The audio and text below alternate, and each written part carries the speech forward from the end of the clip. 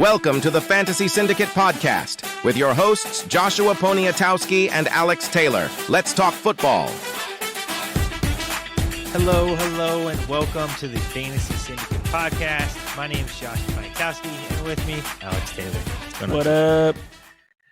So today we are looking at players who we believe are value. So value at their current ADP. For me, while I do believe there is value, obviously, in getting a wide receiver, 3 at wide receiver 5. For me, I went more upside players. I was like, all right, what are these guys at their current ADP? And we're talking maybe 10 ranks, 15 ranks up. So I'm looking at Still high value, upside players. Yeah, as much value as possible with my picks. Again, it might come more riskier plays there. But I feel like that's what you got to do sometimes in the later rounds when you're trying to find value in those guys. Is that how you kind of approach the situation too, or? Yeah, it was a mix. So we did some mid-value ones where it was like, okay, maybe like an 8th round guy who you think could get you like 6th round value. And then there was some that are real big dart throws in there that may or may not even be drafted, but could make some headlines for a couple weeks and just kind of be fun little splash plays. So I went all over the place with deeper it. Sleepers. All right, little mix and match. Okay. All right, sounds like playing. So, but before we get into that, we're going to talk about some news around the league. A lot of things have been going on, so I think it's time to introduce this kind of back into the fold. Alex, threw it in there, which is a good point to bring up. So I'm just going to throw in the news around the league. Real quick and easy because it was already edited and ready to go. But yeah, so what news you got for us? Yeah, so we're getting ready for the last preseason week. So a lot of starters aren't playing necessarily, but we do just get some news. The last episode we kind of talked about Joe Flacco officially getting the start there in Cleveland. In between that, we did get the news that Daniel Jones is officially getting the start for Indy, which is going to be stock up for all Colts offensive playmakers. Nothing crazy, but just more than A-Rich would have been. So significantly more than A-Rich. That's something somewhat exciting. Kind of in sad news, my boy Jalen McMillan took a really hard fall backwards in our last preseason game. They say he's got a severely strained neck and is supposed to be out for about like mid-October, they're saying right now. But it's a neck thing. You never really know how that's going to be. So, unfortunately sad. Kind of good thing we did end up taking that receiver Emeka in the first round. It's like, that looked very well timed. So his stock is looking up. Especially they announced Godwin. They're not put him on an IR, and they're taking him off of PUP, but he is going to probably be also out till about October. So really just the Emeka and Mike Evans show till October. Yeah, the injury, like every week y'all are losing somebody. You went from the deepest wide receiver core to now you have two people and K-Dot, and obviously Bucky's there, and you got White, but Tristan Wirfs, our left tackle, is going to be out for a couple weeks too. Right, start season. If we look sluggish for a couple weeks, don't everyone freak out. We're getting everyone back. We'll get healthy by like mid-October. So maybe playoff run team. But by then, Mike Williams, Super Bowl run team, Josh. Put some respect on it. You never know. Oh, excuse me. All right, my bad. Super Bowl run. Some other news though was, again, this is smaller kind of size news, but Devon Vele was traded to the Saints, and I wanted to bring this up because I loved Vele last year. This was a guy immediately. So when I'm looking for, especially in Dynasty, rookie upside, if a rookie comes out, even though he's a 7th round pick and he has 8 catches for 40 yards in his very first NFL game, you should pay attention to those types of things, right? Jalen McMillan was another one. I think it was the first couple weeks he had a touchdown or 2 or, a reception, like things you look for in rookie receivers, but he was just traded to the Saints. Olave is obviously injury prone, and I think Vele potentially has the ability to become wide receiver 1 in that system, maybe behind Kamara based on what happens. Obviously, the Saints aren't a great team to own, but, we're talking about value here, and maybe you can find some value in Vele late. Maybe in Dynasty. We brought him up a handful of weeks last year. He was like on and off like a waiver wire pickup. He'd have a good splash week. You're kind of excited about him, and then you kind of fizzle out a little bit.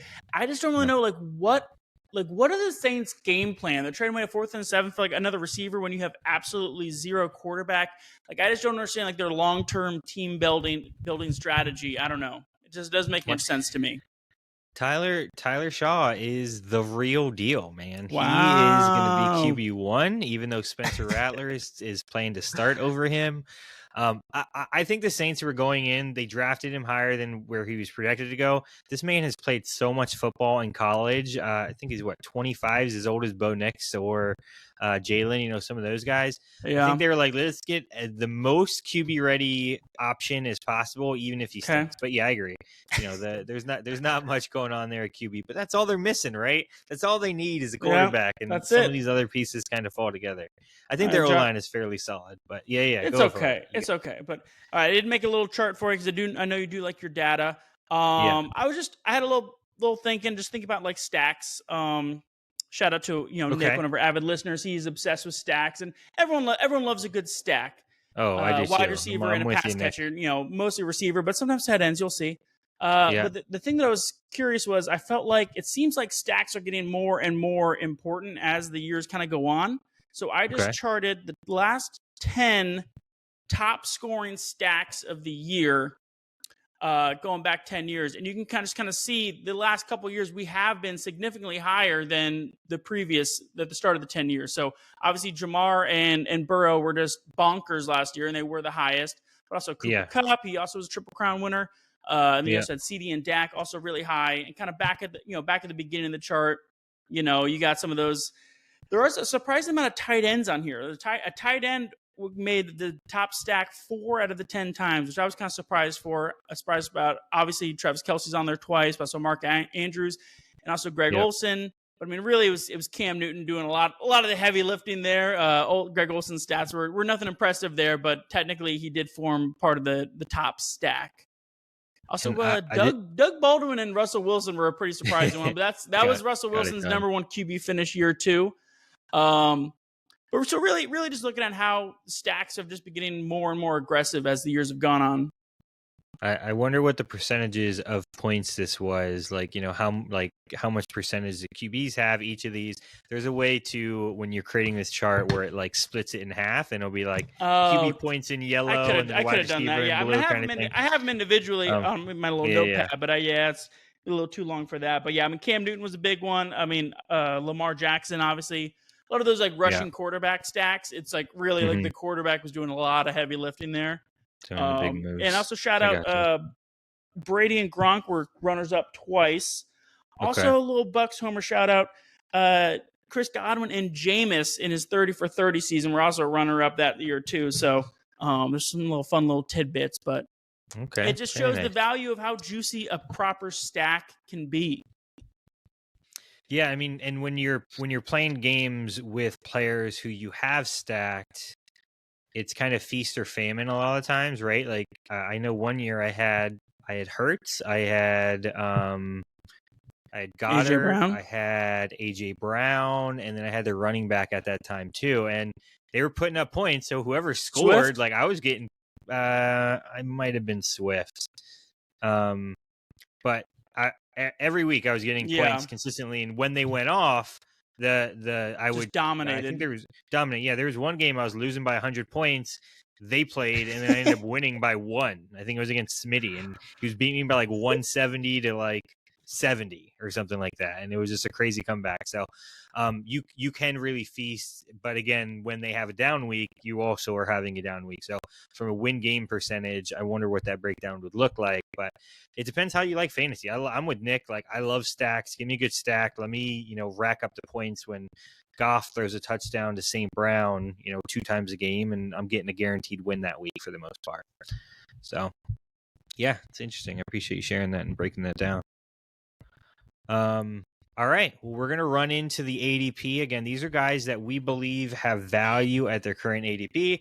We might not agree on all of them because they're, I might not agree some with you. You might not agree with some with me, which is perfectly fine. But who's your first off the board QB1? Not QB1, but QB1 we'll ADP. Explain to everyone. We got a mid-value one, and then we got a deep sleeper one. So we each got 2 for each category.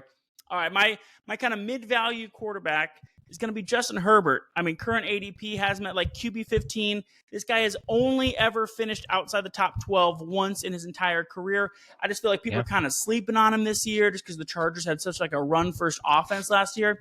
But they also had 0 weapons last year. yeah, Lad came on kind of down the stretch, but it really wasn't until about like week 8 that he kind of started getting double-digit points on the regular. Like before that, they had nobody for him to throw to. But then, this year, the Old Faithful, your boy Keenan Allen's back. They went out and they drafted 2 receivers, Trey Harris in the 2nd and KLS in the 5th. Even with no weapons last year, PFF still gave him the 4th highest passing grade with 90.8. 3rd highest in big-time throws with 33. Moral of the story, Justin Herbert is a good quarterback and deserves more respect.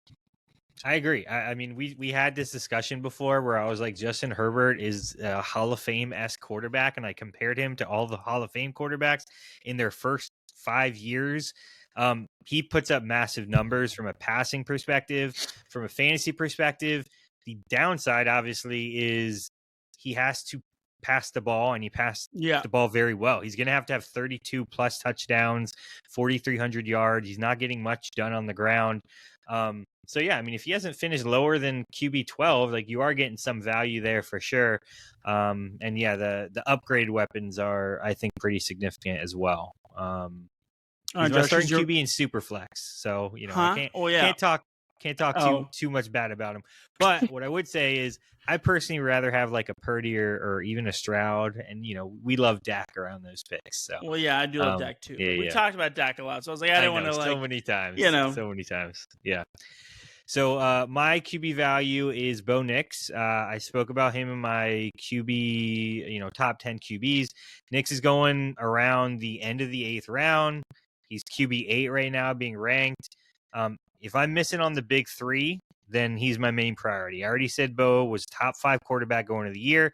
He brings a combination of high passing upside with high rushing upside. He's in a Sean Payton offense who has gotten even better every single year since joining the team, and historically is literally a top 5 scoring offense. So last year, I think they were 12 after being 20, and the year before that, they were last in the league. So it's just been an improvement every single year. Bo was top 6 in red zone rushing attempts. He was top 8 in red zone touchdowns. He averages about 5.5 attempts on the ground a game. He has about 25 rushing yards, and he has only thrown 1 touchdown. And he only threw 1 touchdown the first 4 weeks of last year. So essentially, he was jumping off in week 5 where he went on that crazy touchdown run. So, I just love Bo Nix. He has a combination of everything I want to see in a potential high upside quarterback that doesn't just have to rely on the arm. I mean, I agree. I had Bo in my top 10 as well. I mean, that 430 yards on the ground was just like sneaky. And then they added some playmakers for him. They got RJ Harvey there, and then Evan Ingram. So I'm thinking it's going to be an even better Denver offense than what they had last year. So I hope so. Doubling down on Bo. All right, who's your sleeper, Alex? Bo for show. All right, my a little bit deeper maybe value is going to be Michael Penix Jr. I mean, first off, let's just go back a year plus. Atlanta goes out and gives Kirk Cousins $100 million in guaranteed contracts, and then in their draft research stuff, they fall so in love with Michael Penix that they're like, "Who cares if we paid him $100 million? Let's go ahead and draft Michael Penix 8th overall." And then in the middle of a playoff push, they decided to bench that $100 million quarterback to put in Michael Penix. So clearly, everyone in that organization who they see him on a day-to-day basis, they know exactly who he is, feel very confident in him to give him that start. So then he gets a start for those last 3 weeks of the season. He puts up the 5th most air yards in the league. PFF gave him the 6th highest passing grade with a 87.6. He had the 5th highest ADOT at 10.6. All while having the highest drop rate among QBs with over 100 attempts. They got Atlanta's got above average O-line. They got Drake London as a top 10 receiver. They got Bijan Robinson, who's elite at both keeping the defense honest, but also giving them some breaks on maybe some breaking off some screen passes for touchdowns, kind of those easy points you want. I mean, he's currently listed in the early 20s for a quarterback. Quarterback 22, 23, depending on what you're looking at. I just think he's got a great chance to outproduce that, considering where he's being drafted at. So outproduce his ADP, sure. Become fantasy relevant from, again, these are sleepers, so it's hard to predict this type of thing. So this might be a little harsh, but I just don't see him breaking into the top 10 quarterback range because In college, he had between 2 years and 28 games in college, he had 70 rushing yards. 70 rushing yards. He does not run the ball. No, I'll give you that. He does not run the ball. Doesn't do that. So we're talking about a 32 touchdown, 4,300 yard season to like sneak into the top 10. And this is, even though he's not a rookie, like I'm looking at this as like a rookie year for him. So he would have to have like an Andrew Luck, Justin Herbert, or you just talked about the main S type of rookie season. And yes, London is ecstatic and Bijan is great, but like those are his options right now. Go Michael Penix or for the record, obviously sleeper quarterbacks is not super deep if you're in like a one quarterback league. I mean, if you're in a super flex, it's a little bit more like you're a little more interested in kind of these late 20s kind of quarterbacks. QB 15, maybe. Okay, so is that what you're feeling like range wise? Like you're thinking, all right, he's QB 23, so like maybe brings you QB 15 value. I think so. Yeah, around there. I think so. I think it maybe even top 12 maybe. Top 12. Okay, dang, that's you really like Michael Penix. They only got Darnell Mooney as their wide receiver 2. Like I don't know, if they had gotten a little bit more wide receiver help, I'd have been a little bit more excited. I know. So that's what I'm saying. It's like I'm saying that's it. Kyle Pitts. I would say it's pretty much the Drake London show, and that's it. That's all they got going on. For sure, yeah. The target share will probably reflect that too. But all right, so my sleeper, I do think there's a lot of value to be found like late this year in QB, but I'm gonna go with Drake Maye. And I know this is shocking because I talked crap about Drake Maye earlier in the offseason all the time. It's because his dynasty value was like QB 5 or something, and like you just got to sell at that point. Like so when we talk about that, but talking about redraft here, and Drake is going right now is quarterback 16 and around 13, and I'm not high on Maye, and as I already told you, I'm not high in McDaniels, but I got to put my feelings aside. Maye has literally the nose for the end zone. He's averaged 1.5 passing touchdowns a game. He rushes around 32 yards and had the second highest scramble rate in the league last year. They finally have a wide receiver 1 in Diggs. They have a pass-catching running back in Henderson. They've upgraded their O-line significantly to hopefully protect him. So, because he had one of the highest sack rates in the league last year. And outside his statistical profile upside, his coaching situation for a QB should also improve. PFF talked about this, but last year he had an ADOT about a 7.7, which was 10th lowest in the league. So he really wasn't able to open up, throw the ball deep. But McDaniels usually demands more from his QBs. He throws deep more consistently. And, career-wise, Drake Maye's deep accuracy in college is about 45.7%, which was ranked 89th percentile among all prospects since 2017. So my rationale is if I'm taking a quarterback late, I'm shooting for someone who does not need to rely on their arm and to get it done, because this raises his floor and I feel like it raising his ceiling all at the same time. So I like him late. I feel like you got a good opportunity to break into that QB 10 range if everything clicks, from that perspective. Maybe better based on his rushing. So give me Drake Maye. Well, I almost made Hunter Henry one of my sleepers for tight end just because I think Drake Maye might have an improved year. I didn't. I pivoted away, but I thought about it. Yeah, I think Drake Maye could have a good round 2, year 2. Yeah. All right, switching over to running backs, kind of my mid-value play. I'm taking RJ Harvey, and I don't like to even think about full PPR, Josh. You know I hate full PPR, but holy crap, is Harvey a gold mine in full PPR. But still, even in half PPR, he's still a screaming value. Quick disclaimer, Josh and I are UCF alums. That is not why I love Harvey's value here. It's because RBs in Sean Payton's system get pummeled with targets. Last year, Denver only finished with the 8th most targets at 101, but Denver's running backs last year freaking sucked. Before that, Sean Payton's teams have never finished worse than 4th most RB targets. Over the previous 9 years, his teams have averaged 154 targets to their RB per season. In Kamara's first 4 years in New Orleans, he averaged 102 targets and 82 catches a season. That's just in the passing game. 82 catches would have been tied for the 19th across any position last year. Wide receiver, tight end, running back, any of them. Now, I don't think Harvey's maybe quite on Kamara's level, but I think he does absorb a lot of those targets. He's only really competing with J.K. Dobbins, who's never averaged over 3 catches a game in his career. Last episode, we did talk about Evan Ingram kind of getting that joker role in the Sean Payton offense, but he also historically has used RBs there a lot. Reggie Bush was the joker for many years. So I think a lot of targets are going to go RJ Harvey's way. So it gives him like an insane floor for where he's being drafted at. Yeah, and on top of the stats that you talked about on Harvey, just kind of narrowing it down to the past 2 years, the Broncos have had more pass attempts to running backs.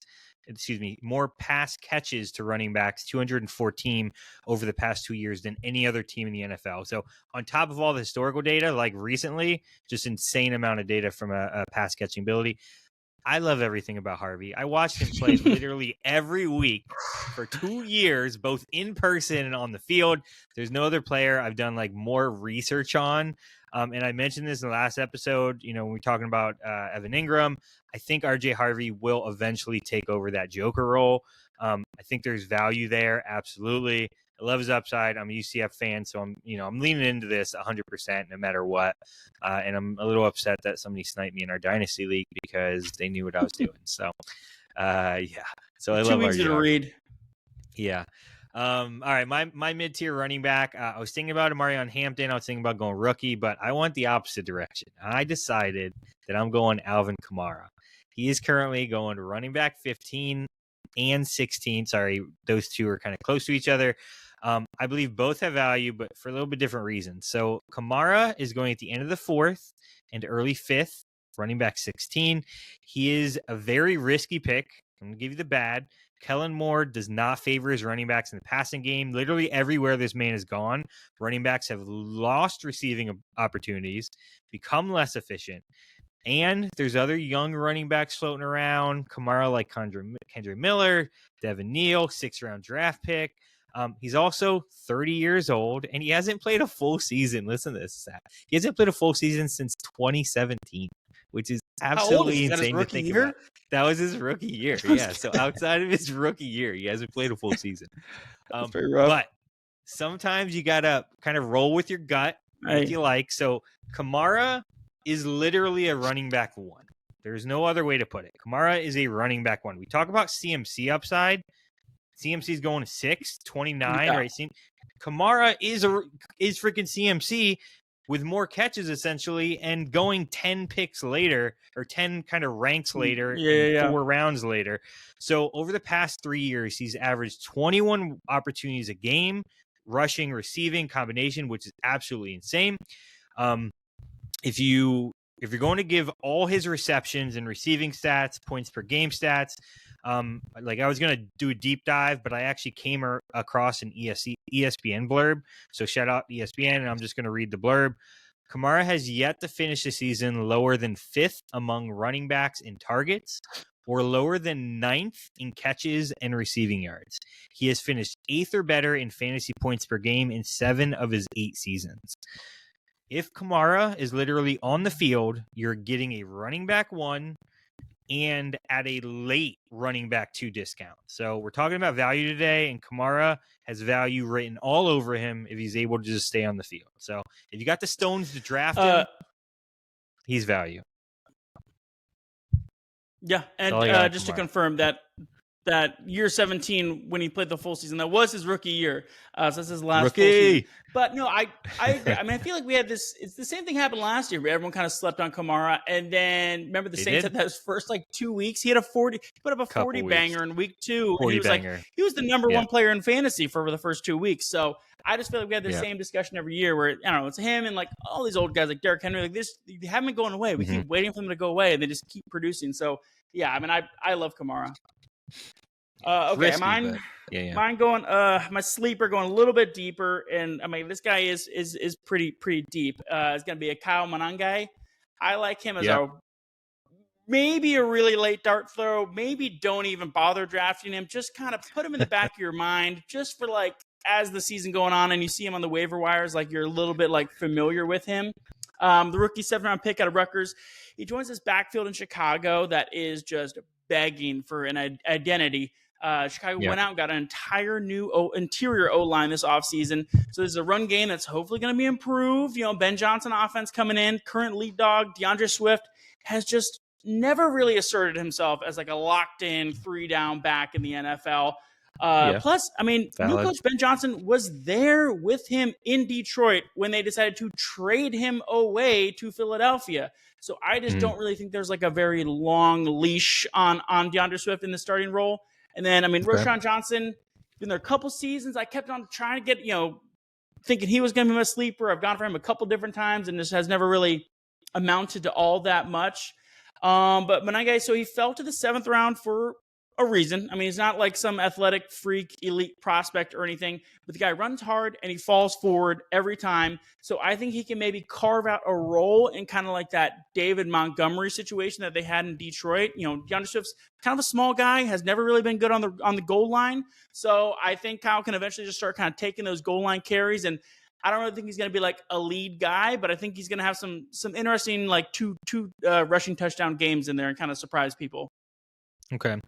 And like I totally get this pick about, especially with the running back situation, but I don't like it. I don't like this one either.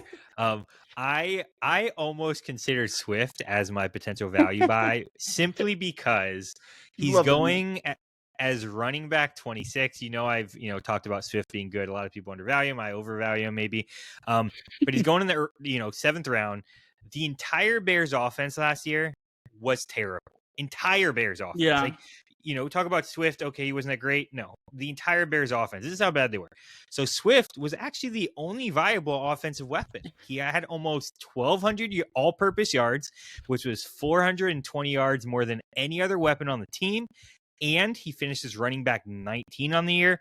For me, an upgrade at Ben Johnson, a hurt Roschon with that foot thing, and Swift's pass catching ability, who can also run the rock, even though maybe he doesn't play as, significant 3-down role. He's still a part of the mix almost every single week. So we can agree to disagree on this one. I think there is value in Swift this year. And if he finds a way to get a 3-down role and the Bears offense does get better, like 1,500 yards, running back 15, maybe more, and you're getting him at running back 26. So I snuck a little. I think by midseason he gets relegated to only between the 20s. Only between the 20s. Like he'll get you down the field and then. Yeah, it's a risky pick. I agree. It could be a risky pick in that situation. Yeah, for sure. All right, well, I'm moving to my sleeper. This is a guy that you love, and you like. Jacory Croskey-Merritt, Bill. Running back. Yep, Bill, running back for the Commanders. So I'm typically not one to follow the hype train. Very, very rarely. Normally, I'm like, oh, hype train. I'm ignoring what everybody is saying. Let me look at the data. Let me look at the stats. Let me do a deep dive on this guy, the statistical correlation and relevance. But the only reason I'm hyping and jumping in on this is because Brian Robinson Jr. is requesting a trade. This man, I saw that happen and I was like, who is throwing out this fake slander? When I read about it, I was like, who made this up? This isn't real. So I dismissed it, which is a lesson learned for me. But he has the hype, and the running back one very much might not be on the team anymore. And at the moment, this guy's going in the 13th round. Eckler maybe will take 3rd round opportunities. But if Brian Robinson Jr. is actually gone, you're getting a running back one on a high-powered offense from what we saw last year in the 13th round. So easily worth the draft capital for a potential running back one that late, where we're at. I'm sure he'll keep rising, but dude, I mean, his hype train has been awesome. It's literally just been like 2 Crazy weeks. hype. It was like 2 weeks. I saw like some random guy tweeting about like, hey, this guy might push Brian Robinson for his spot. And everyone's like, okay. Some guy goes by Bill. What are you talking about? And all of a sudden it was like, oh, now the Commanders are possibly shipping Brian Robinson. And then, Brian Robinson is actually requesting a trade. It's like, what happened? That's I don't know. It devolved or evolved. I don't know which way you want to think of it. Very rapidly, and people are freaking out. I just love seeing his ranking all over the place. It's been pretty good. Yeah, for sure. He's been rising up the ranks. So again, if that trade happens, smash it. And again, round 13, you're not really losing much. You're losing a kicker based on how deep your. Dude, I think he's going higher than round 13. A lot of mocks and stuff I've been seeing. I was looking at real draft, like ADP. There's that's probably factoring in weeks before when nobody knew who he was. No, it was recent. It was yesterday. Whatever. I was looking at his draft capital. I actually changed to him. So all right. Well, who you got wide receiver? All right. Moving on to my wide receiver, kind of mid-value. Must be George Pickens. I know we kind of flirted with how much we love Dak Prescott this year in the quarterback bracket, and I purposely didn't put Dak there because I knew I was Pickens, and I want to go too crazy with the Cowboys. I mean, Pickens is out here saying, new team, new me. He gets to rid himself of the shackles that were that Steelers offense, which has just marred his entire career, albeit kind of a short career. But the Cowboys have had a considerably better passing offense than the Steelers during Pickens' entire time in the league. In fact, the best ranking the Steelers have had on a season-long passing yards is 24th. For 3 straight years, the best rank they've had is 24th, and that was back in 2022. Over the 3 years, the Cowboys have amassed almost 2,000 more yards through the air than the Steelers. Cowboys had about 12.5 thousand passing yards over those 3 years. Steelers only had 10.5. He's still only 24. He's got CD on the other side to kind of pull that main defender away. I just think he feasts right now in this much more high-octane offense. We continue and will always be hyping up the Dallas Cowboys, which in history tells us that that's typically not a good thing. But we've been talking about them all off season leading up to this. So, I mean, I'm not going to say anything bad about Pickens.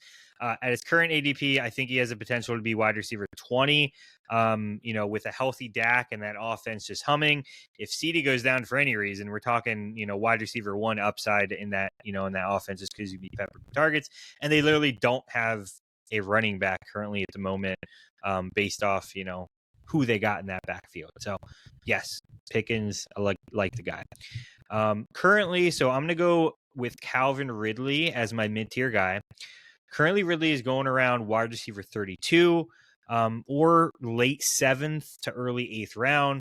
I believe that, honestly, this is his floor. So when you're drafting him around here, I feel like you're drafting him at his absolute floor when it comes to fantasy. So all there is value. All there is upside after that. So my wide receiver projection model essentially has him finishing around wide receiver 25 right now. Obviously, it's a projection model. We're still working on it, getting better. So, he's a guy targeted because of the projection model. But doing a deep dive, over the past 2 years, he has averaged 14.8 yards per reception, which is top in the league. He has been top 10 in air yards in that time, finishing number 1 in 2024.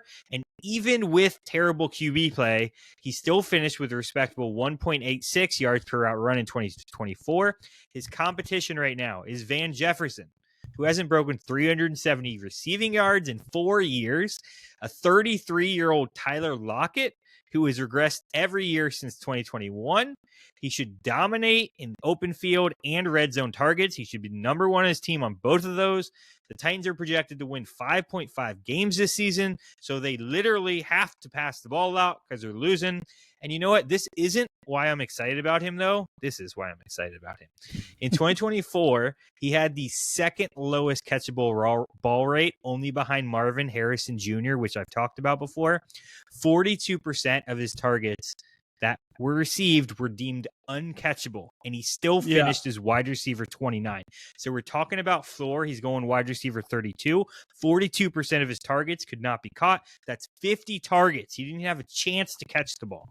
The league average is right around 30%. So the league average is 30% for catchable targets with over 70 targets. I just feel like he's being drafted as floor. And the reason why I'm saying all this is because unless Cam Ward is Anthony Richardson, Ridley is going to see an upgraded quarterback. Cam Ward is also a pocket passer like Michael Penix, maybe not so extreme, but he only rushed for 287 yards in his entire college career. His main priority is going to throw the ball. His main priority is going to throw the ball to Ridley, who should finish easily as a top 30 wide receiver, if not top 20, 25. If you can find a small level of success from Brian Callahan, you're going to be looking good with Calvin Ridley. And people forget Brian Callahan came from Cincinnati's offense. He was their offensive coordinator for 4+ years. Breakout threshold, wide receiver 25 and up. Take Ridley in that round, take the value, and enjoy it every single week. All right, I'll get off my soapbox. No, I like Ridley a lot too. And actually, they played the Bucs in the first preseason week, and him and Cam Ward played one drive together. And he's basically the only person Cam Ward was looking at. He literally had 3 catches for I think it was 46 or 47 yards, something like that. So no, he is the Titans offense. I mean, him and Tony Pollard are the only thing they have going on. So I think he's got a very high floor in that regard. For sure. Okay, so my kind of deeper wide receiver sleeper is another kind of deep one, kind of like my running back. Another guy, maybe like a last round pick. Or a guy just keep an eye on, and that's going to be Dante Thornton, a junior rookie out of Tennessee. He joins the Raiders team that I think he complements very well. I picked him mostly just so I could talk about his college stats because they're kind of wild. So this dude played college ball for 4 years. And over the 4 years, he only had 65 receptions in his entire career. So how does a guy with only 65 receptions over 4 years get drafted in the 4th round of the NFL draft? That's because in his career he averages 22 yards a catch. And last year, he averaged over 25 yards a catch, which led the FBS. He also led the FBS in 50-plus yard catches last year, which was 6. The dude is 6'5" and runs a 4.3. Yeah, 6'5". It's insane. Mm-hmm. Yep. The only other people who were that tall and that fast were Calvin Johnson and DK Metcalf. So he had the 4th best RAS score in the class at a 9.8, so just a physical freak. The dude does one thing, and that's go deep. But boy, does he do it well. But what I really like is he's joining this Raiders team that really doesn't have that in their offense. I mean, you got Jacoby Myers. He's a possession receiver. Brock, tight end. Obviously, Jack Beck was as a former tight end converted to receiver. So he's really not like a speedy, deep guy either. I mean, obviously, Genty down low. So like he's the only thing they got. If they want to take a deep shot, it's going to be him. Again, maybe not like worth that much investment in a redraft league, but like in a best ball or a daily fantasy, this dude he's just gonna have some crazy pop off games. I'm sure of it, and he's gonna be fun to watch. Yeah, I like him a lot. Like again, we talk about rookie wide receivers getting opportunities early. He is on that list. He should be rostered in every dynasty league, 100%, no questions asked. But he is right now clearly the wide receiver 2 in that Raiders offense already, and we're in preseason. Yeah. He's been playing with first team in practice, in preseason. You mentioned that he's 6'5". So right now, Genty and Bowers, again, are probably going to be the main 2 weapons in that offense. But if Dante can take over wide receiver 1, potential future years look fantastic. But maybe he takes that rollout sooner, right? Maybe he takes that from Jacoby this year, and you're looking at a wide receiver 3-ish finish, and he maybe goes on a run, like you said, a couple weeks. So I agree. He's a guy you got to keep watching. Early season, maybe not. Maybe it might be too late by week 3 if he takes over that role. But absolutely, he's definitely a guy that I like. And we're talking about sleepers here. This is a guy that I like from a sleeper upside standpoint. All right, so my sleeper, again, I was playing with a couple, Matthew Golden and Khalil Shakir. Both of these are being drafted kind of one after another. You can add both of them to your list, but I'm just going to talk about Khalil. He's being drafted around wide receiver 42, around the 11th round, and I loved him. Unfortunately, before the ankle sprain, I was so excited to draft him this year, and then the ankle sprain happened. So the Bills say he's going to be good for week 1. Obviously, anything can happen, but I'm just going to ignore that and like share why I liked him so much. Like the injury is worrisome, but I truly believe he has the potential to become wide receiver 1 for the Bills. In the offseason, they literally signed him to a 4-year extension worth $60.2 million with $32 million guaranteed. God, I wish I could get a contract like that. If anybody's listening and wants to sponsor us, that's my starting deal. What's your 40? Yeah, right. 4-2. When wide receivers get paid, they normally get fed the ball. Like they get paid, they get fed the ball. That's typically what happens. His analytical profile is ridiculous. And in a Joe Brady offense, this is amazing. So in a Joe Brady offense, it is just so juicy. Brady likes to get Josh Allen the ball out quick. Joe Brady's average depth of target when he runs his offense is around 5.6 yards, which you're thinking, well, Josh Allen's a deep ball threat. No, it's his average depth of target, 5.6 yards. Not Josh Allen, but Joe Brady offense. Shakir plays out of the slot, which is perfect. And he was number 2 behind only Jamar Chase in yak yards in 2024, which is ridiculous. But when we break that down in yards per reception, like yak yards per reception, he was only behind Debo, Jamison Williams. These are the only two people he was behind in yak yards per reception. He finished better than Rashid Rice, who we know is a yak monster. He was 21st in yards per route run behind Neighbors. And he just was more efficient. Even previous years when, he didn't have a huge role, he was still at 1.86 yards per route run in 2023. If he finds a way to carve out a role on that offense, and if he finds a way to become that wide receiver one, because right now they don't have that identity, yes, he is second behind Josh Allen, behind Cook potentially, but maybe Josh Allen and they go shift to more of a throw heavy offense. I'm considering a wide receiver 3 right now with like a wide receiver 2 upside, maybe wide receiver 1, like 15 range. If they start connecting, like his upside is just so huge and he's going 11th round. So talk about sleeper. I like that pick. Well, you talked about them kind of paying a receiver, but they also paid Joshua Palmer like 30 million this offseason, which is kind of crazy. And reports of him in the training camp preseason been looking pretty good too. So I don't know, but I just thought it was funny that you had like your two you were considering were Matt Golden and Khalil Shakir, because there was like Golden's kind of this upside rookie, and then Shakir's a little bit more like possession receiver, a little bit more of a high floor situation, a little more veteran. So I just thought it was kind of like interesting. Your two takes were like completely different receivers. They both have wide receiver 1 potential on their team, which is why I think they're in that category. Like when I'm taking a late round pick, especially wide receiver, like does Matthew Golden have a clear path to wide receiver 1? The answer is yes. Does Shakir have a clear path to wide receiver 1? The answer is yes. Obviously, things need to happen for that to go down. They need to be talented. Well, I know Shakir already has the talent, already has the skills, right? With Matthew Golden, obviously his college data, we have that, but we don't 100% know from an NFL perspective. So that's where I feel like, there's a give and take there. And so you're just writing off Keon Coleman? Yeah. Yeah.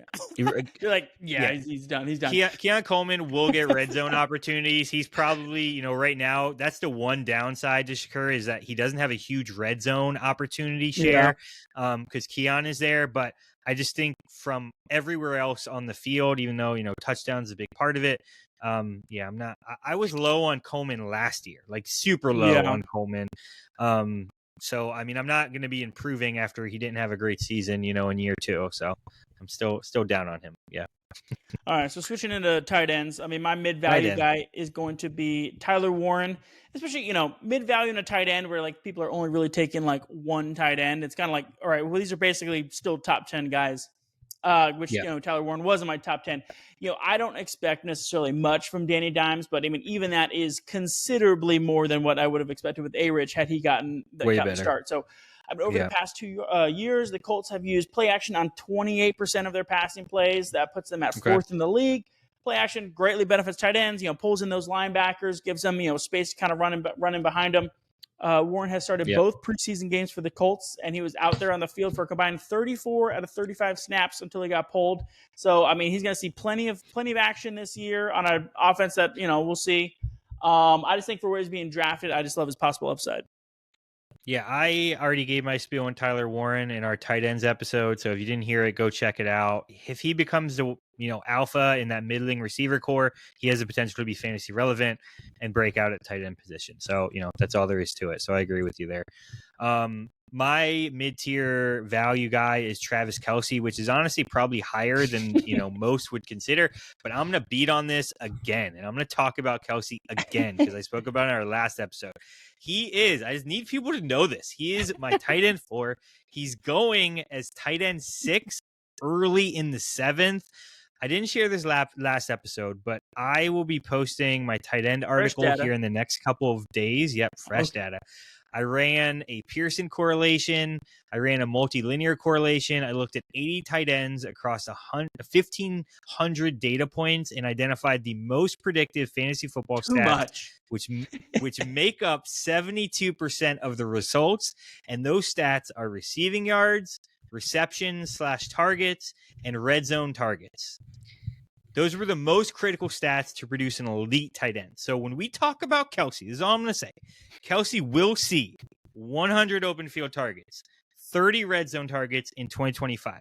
He is literally, that's all I need to know. That's all I need to know to make him my tight end 4, to know that he's being undervalued in this year's draft when all of the data says that he should be ranked higher. So I'll leave that there. It's like when they're talking to the first baseman in Moneyball when he's like, I don't know how to play first base. And they're like, we don't care. And they're like, we don't care. Like, you don't care if Kelce is just a corpse out there. As long as Mahomes is just pummeling him with targets, just put your hands up and just stand there and put your hands up, my man, and he'll get some points. Hey, and it will get points. He does produce. He's just not exciting, not fun anymore. It's not. The I think it will be more fun move this aside, year. Move away. You got to zig when to zag, all right? All right, so my little bit deeper of a sleeper? tight end, which deep tight end sleepers are a little tough. I mean, it's a lot of like just old dudes out there and like that like 15 to like 25 range. It really is. There's a lot of veterans. You're like none of them. We know who they are. I'm taking a second-year man, Jatavion Sanders, plays for the Carolina Panthers. Second-year guy out of Texas. He kind of had an underwhelming rookie season. I mean, only 342 yards on 33 catches, 1 score. But the guy can run. I mean, he had a 4.740 while weighing 245 pounds. So he's a big beast. And he's the only real pass-catching option that the Panthers have in their tight end room. So reports at training camp say he's looking good. He's their clear number 1. He hasn't really been touching the field in preseason because he's been holding him out. So if you think that Bryce Young and Dave Canales have kind of revamp this offense, get a little bit more production out of it this year, I think he's got very possible chance for some rise and upside considering where his draft position is, and nobody else is really that exciting in that range. Yeah, I mean, you went deep into your bag for this one for sure. We have PFF didn't have scores for him. I just want you to know that they literally didn't. I googled him. I was like, I couldn't find him in PFF. I don't know.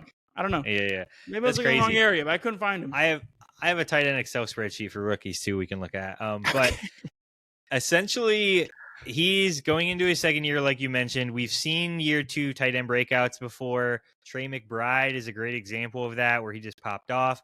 Talk about Bryce Young getting a little bit better, sure. Again, when we think about let's look for breakout potential, we want to look for opportunity with this tight end position. I just went over the stats and the data we looked at. Opportunity correlates with elite tight ends. We know Ted McMillan is probably going to be priority number 1 from a receiving threat situation. Maybe Chuba and Rico are maybe two, maybe not though. This is what I'm talking about, right? Like this tight end, potentially Sanders, maybe he slots into the second wide receiving option on this team, which he gets opportunity, which brings value. So I do like this pick. Again, this is deep sleeper, but I do like it because the path, right? The path exists that this guy could see opportunity, and that's what we want to see from the tight end position. All right, bring us home, Josh. What's your last one? All right, so last year I had a bit where I pretty much said there are 2 types of people in this world, okay? 2 types of people. People who learn from their mistakes. They grow, they develop, and they get better as humans. You probably remember this. And then there are people who draft Kyle Pitts. Those are the 2 types of people. I literally told everyone last year, do not draft Kyle Pitts as the ADP. Well, now, I'm telling you, he is worth a draft pick, okay? Wow. I suppose the big difference is now he's like going 10 positions later at his ADP at tight end 15. He's going in around 13. This is where you should draft Kyle Pitts. You draft him in the 13th round, maybe even pick him off waivers. But he is on the last. This is why I'm picking him up, okay? And to be very specific on why I'm drafting Kyle Pitts. He is on the last year of his contract. He will turn 25 this midseason. He's been golfing with Michael Penix, and Darnell Mooney should miss the first couple weeks of the season, right? I'm thinking like 4 together, though, or to 6 somewhere. Yeah, every day he having pancakes. Michael Penix likes pancakes. Pitts likes waffles. It's a whole thing. They have a joke about it. They share, syrup, all that good stuff. But beside the insider information that I have, the reason why I like this, again, we talked about Michael Penix. You think he might have a high upside. He's only a passing quarterback. He cannot run the ball. He's going to have to throw the ball. Right now, Drake London is his only weapon from a receiving standpoint. Obviously, Bijan is there, but he's backfield receptions. But Darnell Mooney's out. What you're going to do, this is the 2 reasons, okay? First, is to hold him on your bench for the first 4 weeks of the season. With Darnell Mooney out, okay, Pitts should be the third offensive weapon. This is all we need. A couple weeks of decent production and then one boom game. So Pitts maybe has a 8 to 10 point game consistently for a couple weeks. One massive boom game. So that's what we're looking for. That's my number one. The second thing I'm doing is right after that boom game and after those consistent weeks, I send that bum to a fantasy sap in my league. I package, deal him, see who's cashing in on the upside. I upgrade one of my other positions. So I buy Kyle Pitts' floor, I sell his ceiling, and then I profit. It's really as simple as that. My number one target is a healthy Addison coming back. That might be a little bit tough, but you could maybe package him for a lower level wide receiver, maybe a Pitts, guy who needs a tight end, and try to get Rice coming up on his suspension.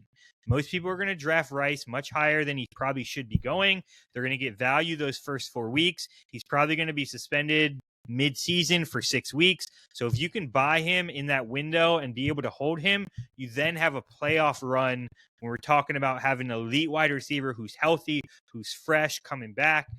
So those would be my 2 kind of mid-season targets even before the season is started. So that's what I'm doing. Picking up Pitts, holding them, and then trading them. So are you ready to get even more excited about your plan? Okay, yeah, I am. What's going on? So hit it Pitts, with me.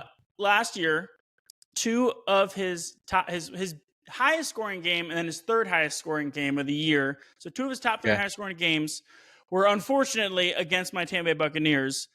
Okay. The Atlanta Falcons in week 1 play the Tampa Bay Buccaneers. So I mean, you could flip this within 1 week of post draft of the season. Let's do it. You know, people are just sitting there waiting, and they're like, all right, if Kyle Pitts goes off, he explodes, and the consistency might be important too. A couple weeks, like they're going to be like, he's back. He's going to have another 1,000-yard season. Kyle Pitts is here. So, and if you can't trade him, right, just hold on to him. Maybe he does do something, but if not, you can drop the bum and no big deal.